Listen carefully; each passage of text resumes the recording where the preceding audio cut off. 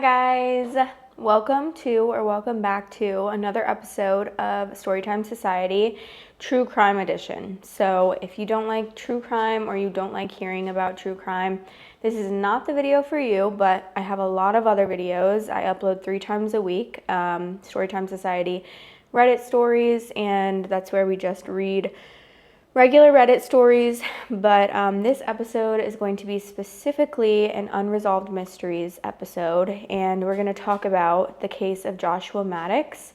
So if you are not keen on hearing things about true crime and death and things like that, this is a trigger warning that we are going to be talking about death and obviously the details of a true crime case where they're not sure what happened. It's basically an unexplained death, but a lot of people think they kind of know what happened, but the cops just didn't look into it enough. So yeah.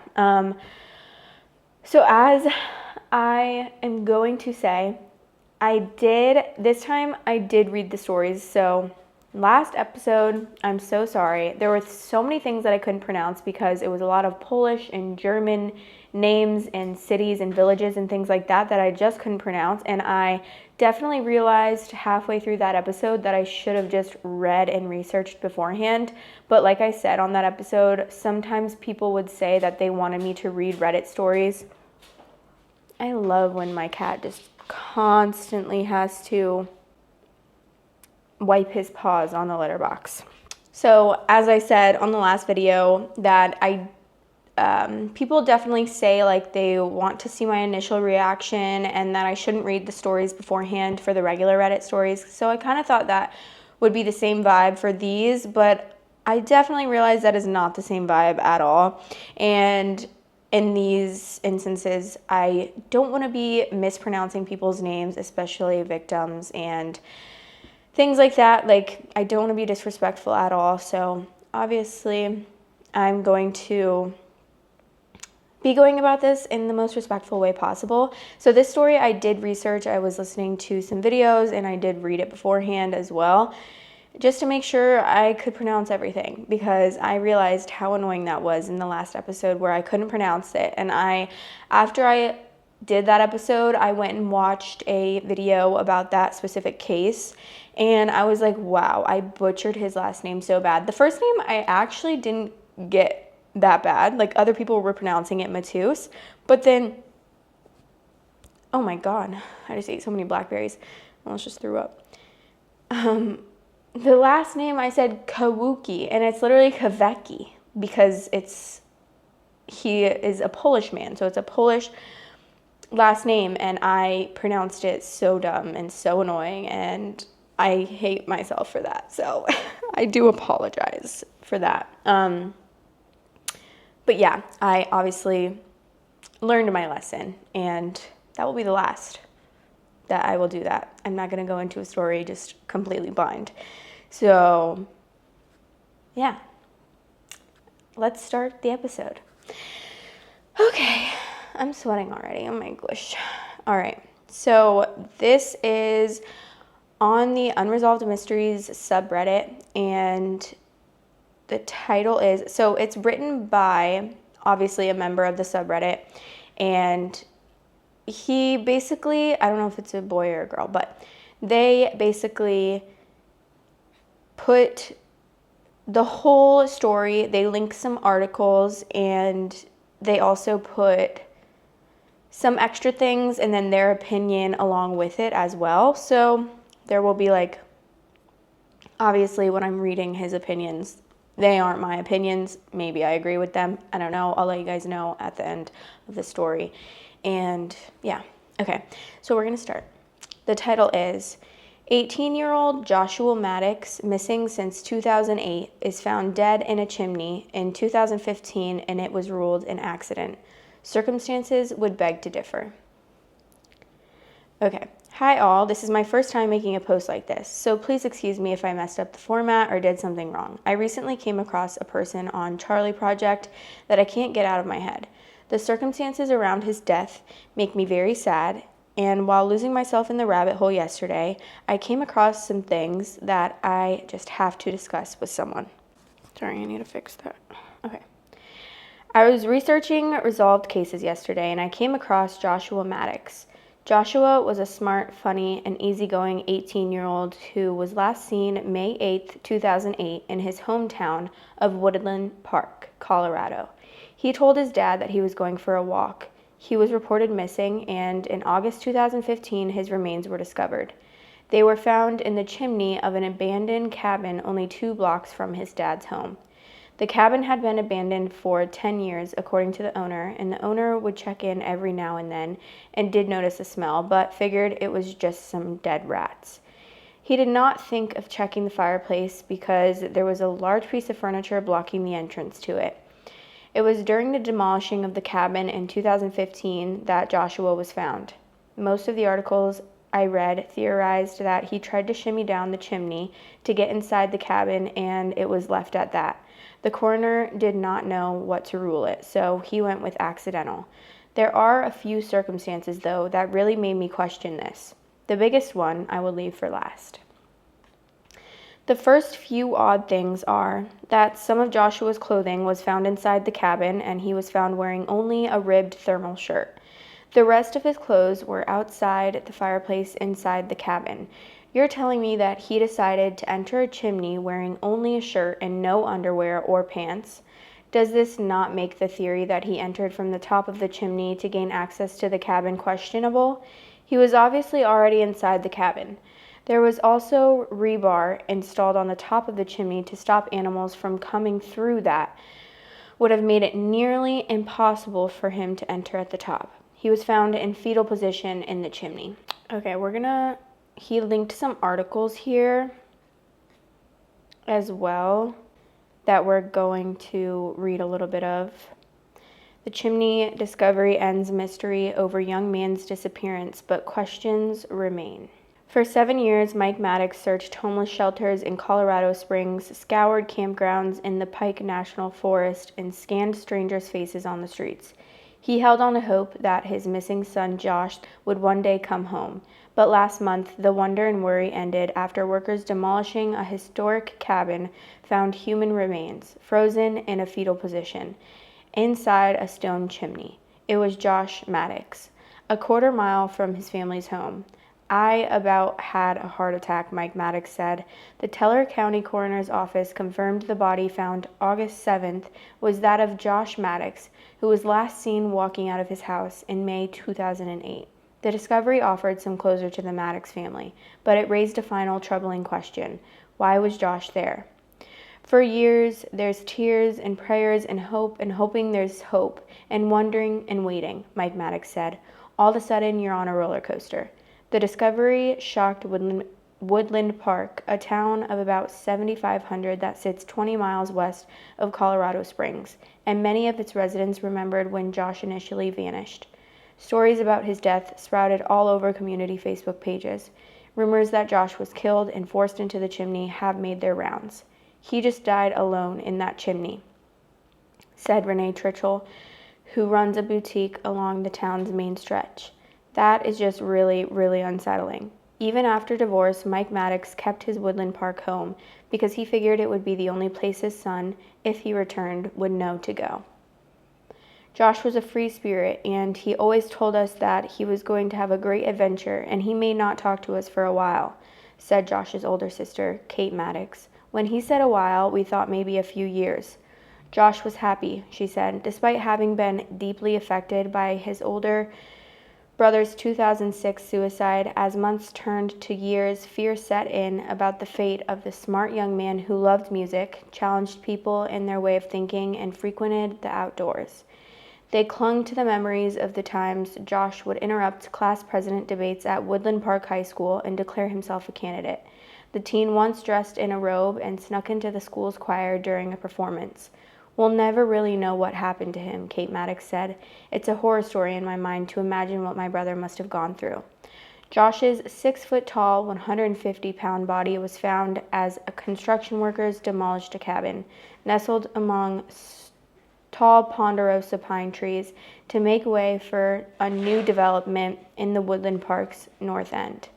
Al Bourne, the county coroner, ruled his death accidental by unknown cause. He believes the teenager climbed into the chimney and became stuck, perishing from either exposure or lack of water and food. His feet were down, Bourne said. He was in fetal position. Josh was clad only in a ribbed thermal-type shirt. The rest of his clothes were found within the cabin, outside the fireplace near the hearth. The hard tissue showed no signs of any trauma, Bourne said. There were no broken bones, there were no knife marks, there were no bullet holes. Officials were able to identify Josh through a combination of dental records, gender analysis, and forensics.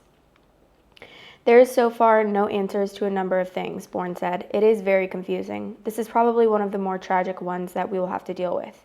Chuck Murphy, a Colorado Springs builder who owned the now demolished cabin, said his brother lived in the small space until about a decade ago.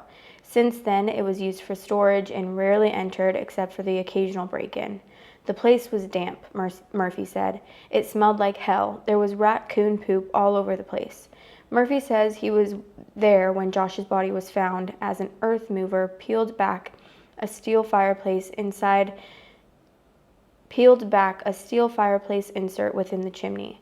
Murphy has raised doubts about the coroner's theory because of rebar installed atop the chimney to keep animals out. There is no way that guy crawled inside that chimney with that steel webbing, Murphy said, adding that he thinks Maddox was forced into the space. He didn't come down the chimney. Woodland Park Police, who initially handled Josh's disappearance, said the case is in the hands of the coroner's office. Because of the way he ruled it, it's his case and not ours. Commander James Halloran said, "Until any further evidence surfaces, the mystery remains. It's been very awful," Kate Maddox said. "It's a nightmare that I wouldn't wish on anyone." There's multiple articles, but they are all like basically the same thing that we just read, kind of just going over the case as a whole and what happened. So we're going to read the rest of this Reddit post that this person posted because there are some interesting things that he found. All of these things do make me question the circumstances, but it wasn't until in my reading I stumbled upon a Reddit post from a year ago in Ask Reddit that really gave me a horrible feeling. The post was about people who have known serial killers and how you felt after you found out. I don't know if it's okay to link posts from other users, so I will copy and paste it here without the poster's name. I went to high school with this skinny, this is in quotes, so this is the Reddit post that he's linking that was written by someone else in Ask Reddit subreddit. I went to high school with this skinny, dorky hippie named Andy who played guitar in a band. I was never good friends with him or anything, but a year or so after I graduated, one of my good friends, Josh, started hanging out with him and then went missing. Last I heard, Andy was telling another friend, "Yeah, me and Josh have been spending a lot of time together. We're planning a trip to New Mexico." I didn't really think anything of it until somebody showed me these articles. It turns out that in addition to becoming a lot scarier looking, Andy had indeed headed down to New Mexico, where he found himself shooting the shit with the caretaker of a disabled guy and got invited over to their apartment.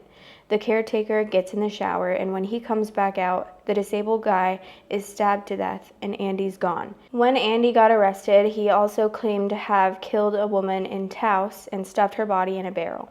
The cops had indeed found a woman stuffed in a barrel in Taos, but already had somebody in custody for it and decided to stick with that guy instead.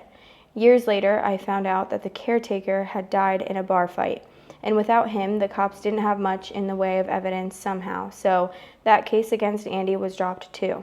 Several of us went to the cops saying, "Yo, Josh, who went missing, was last seen with Andy, who's a murderer. Maybe you should check that out." Despite a fair amount of pestering, nothing ever really came out of it. And by nothing, I mean that the police mostly didn't even return our calls. And once accidentally canceled the bulletin on Josh because he's alive and well and living in the next town over. He wasn't, in parentheses. He was actually in the chimney of an abandoned cabin like 2 blocks from his parents' house. The coroner said that his body had been there for about 7 years and ruled the death accidental, concluding that Josh had probably climbed down the chimney in an attempt to break into the house and had gotten stuck, which given the age of the corpse doesn't seem overtly ridiculous. except for the fact that in addition to Josh having last been seen with Andy immediately before his stabbing spree, people called in to report having heard rumors that Andy was bragging about having put Josh in a hole. And the fact that the owner of the cabin says it would have been impossible to access the chimney from above because he'd installed a heavy steel grate under the top layer of bricks to keep out raccoons and whatnot. The coroner said he never saw the grate, so maybe it rusted away. The owner pointed out that this was because they only found Josh's body while in the process of demolishing the cabin, and that the grate had been hauled off to the junkyard with the other scrap metal, or the fact that somebody had ripped a heavy bar off the wall in the kitchen and propped it against the fireplace, or the fact that Josh's stuff was already inside the cabin, meaning A, he'd already broken in and would have had to lock himself out to have to go for the chimney, and B, he might have noticed that either the flue or the big bar would have prevented him from getting in through the fireplace, or the fact that when he was found, Josh's knees were above his head, which sounds to me like he would have to go in head first. Disclaimer, I'm not an expert. Or maybe the fact that Josh was barefoot and naked from the waist down. This is just my opinion, but I don't care who you are. You don't try to climb head first into a chimney via a hole rusted through a metal grate naked from the waist down. But the most ridiculous part for me is this quote from the coroner at the end of the last article I linked to. Oh my gosh, scary. I know it's not a natural death, and I'm confident it's not suicide, he said. My other options are an accidental death, homicide, and undetermined cause of death. It is frustrating. We can't pin it down. So your options are accidental, homicide, and undetermined, but you just can't seem to pin it down. You're telling me it's almost as though you were unable to determine the cause of death. Well, in that case, everybody knows that accidental is the only way to go. Look, I get that they didn't find enough evidence to arrest Andy or anybody else, but these mother effers went ahead and demolished the cabin despite all of this. Josh's body was cremated. As far as I can tell, nobody even bothered to call Andy to ask if he knew anything. By the way, from what I hear, Andy's still out and about doing his thing when he's not in the mental hospital. It's not that I want somebody to blame. I'm not trying to throw a tantrum because give me answers. All I'm saying is I wish they had done some police shit. Open an investigation, try to track down some leads, interview some of the folks who've been calling in tips for the last 7 years. Maybe check for some semen or something. I don't know. Don't just say accidental, dust off your hands, and call it a day. Anywho, sorry for the rant, guys. I had a little bit of whiskey. It felt like I had to vent, but yeah, that shit frustrates me. And then that's the end of the Reddit post. Of the Reddit post that he copied and pasted, and then this is the continuance of the Unresolved mystery post, the original one that I was reading. The person that this poster was talking about is Andrew Richard Newman. Now, I can't find much out about Andrew on the internet. About the only thing I could find besides these articles is this arrest report from 2015. It has recently been brought to my attention that there are multiple arrest reports for Andrew with mugshots that include charges such as assault on a police officer, disorderly intoxication, grand theft and battery as recent as this past month, and going back last year to 2012. I can almost, and I say almost, understand why tips were not taken seriously years ago when the connection between he and Josh were made by people who knew them, but now it needs to be looked into more. I guess with all of this, it gives me the gut feeling that foul play was involved with Joshua's death, and if this Reddit post is to be believed, then there's a good chance that Andrew had something to do with it. I know there is very little chance of that being confirmed now, but it gives me a horrendous feeling knowing that his death is being taken as an accident caused by himself, and he will never have true justice. He died alone in that chimney, and I don't know how long he was conscious for, but he didn't deserve that. What do you all think about this case? Does it bother someone else like it bothers me? Is there anything that can be done now? This was written 8 years ago. So, doing the math, 2016. And this was a year after they found his body in the chimney. So yeah, I can understand the frustration of that. That makes me so upset. And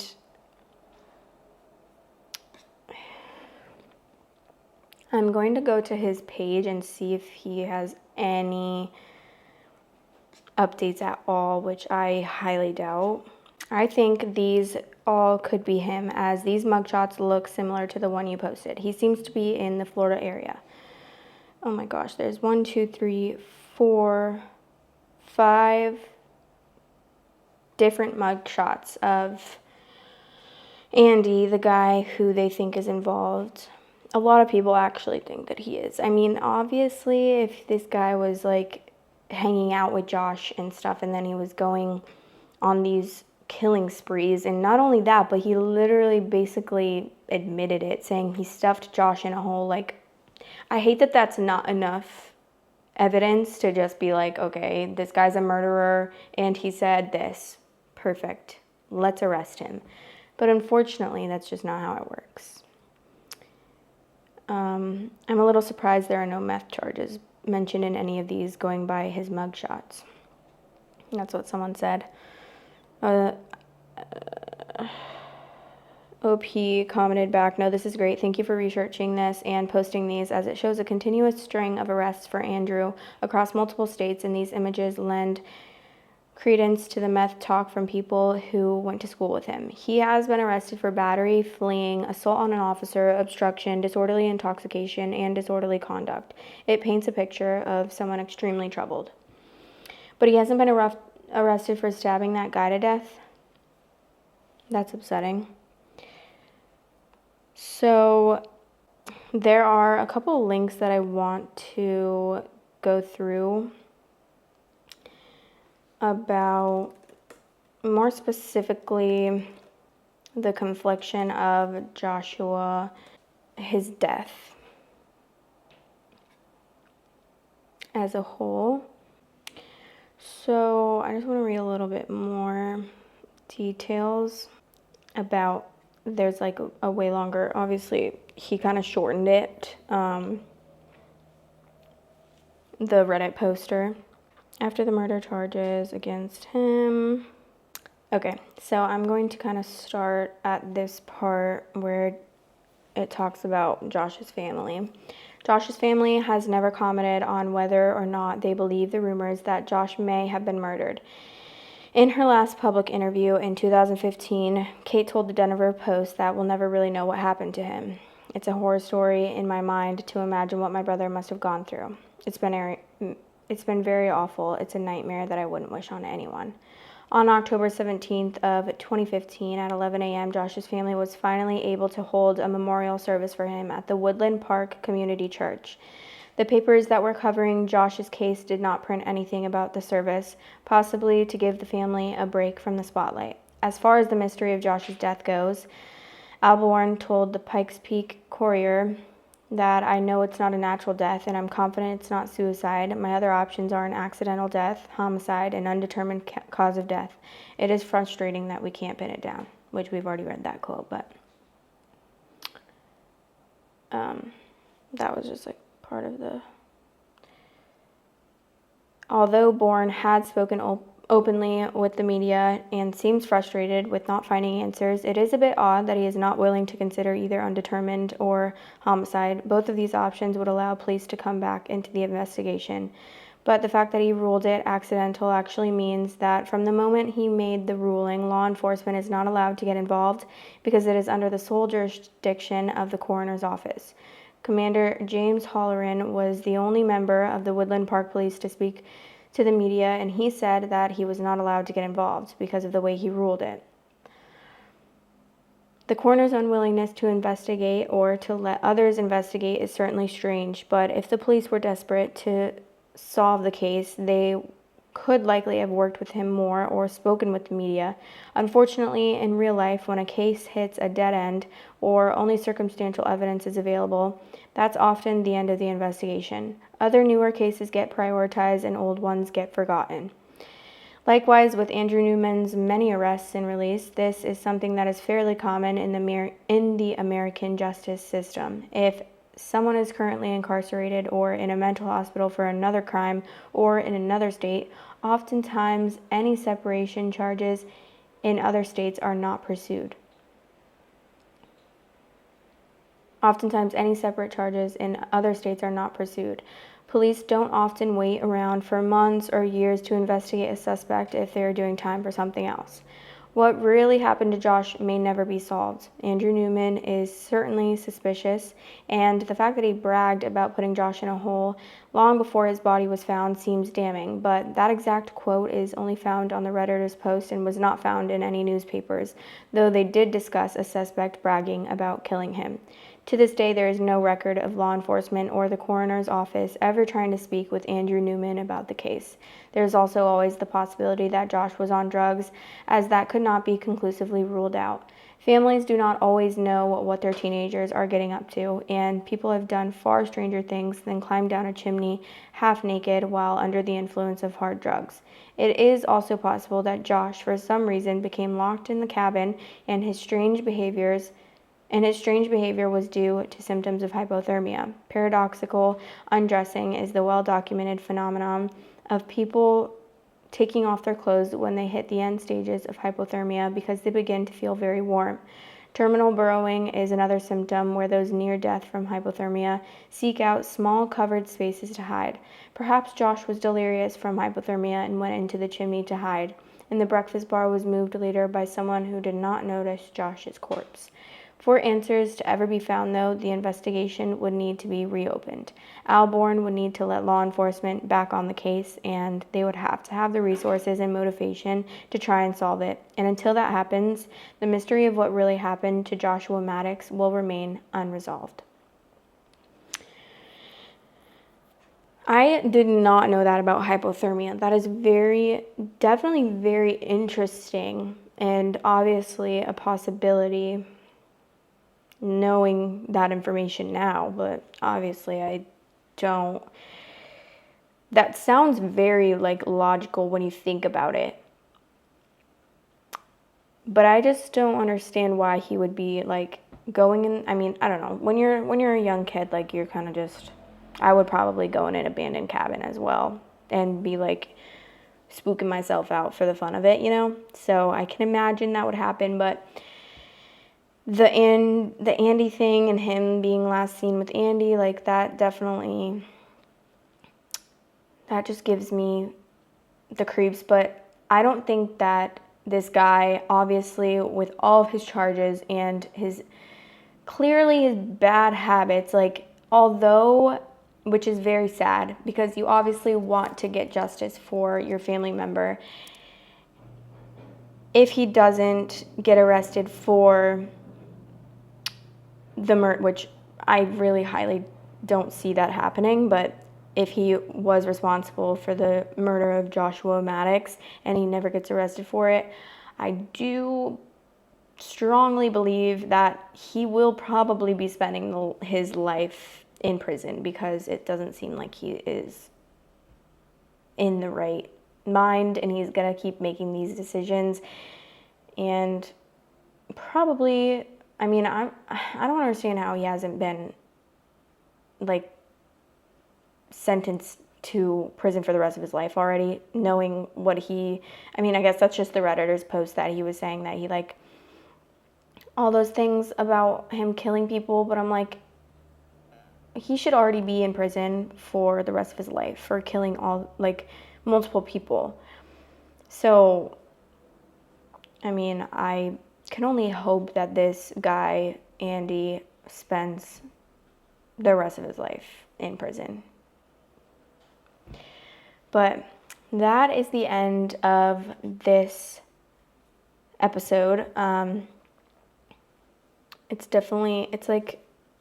the end of these episodes, I always feel so sad because it's just unresolved and it's just hard to not know what happened.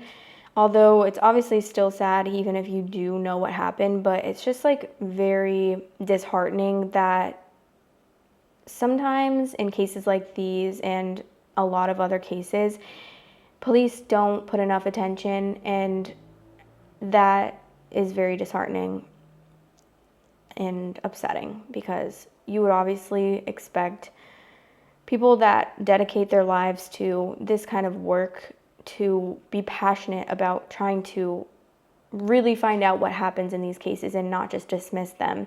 And also for the coroner to be so, like, he's obviously so unsure of what happened, but yet he doesn't want to do any more investigations or let the police back to investigate more. So that's really upsetting. But I am glad that they found his body and were able to put him to rest as a family and get his body cremated. And it's really sad that to think about that, the way that like his sister was thinking about it, like I just wondering how long he was in the chimney for, alive, like suffering, is very sad. I really hope he didn't suffer, but obviously I don't know what happened.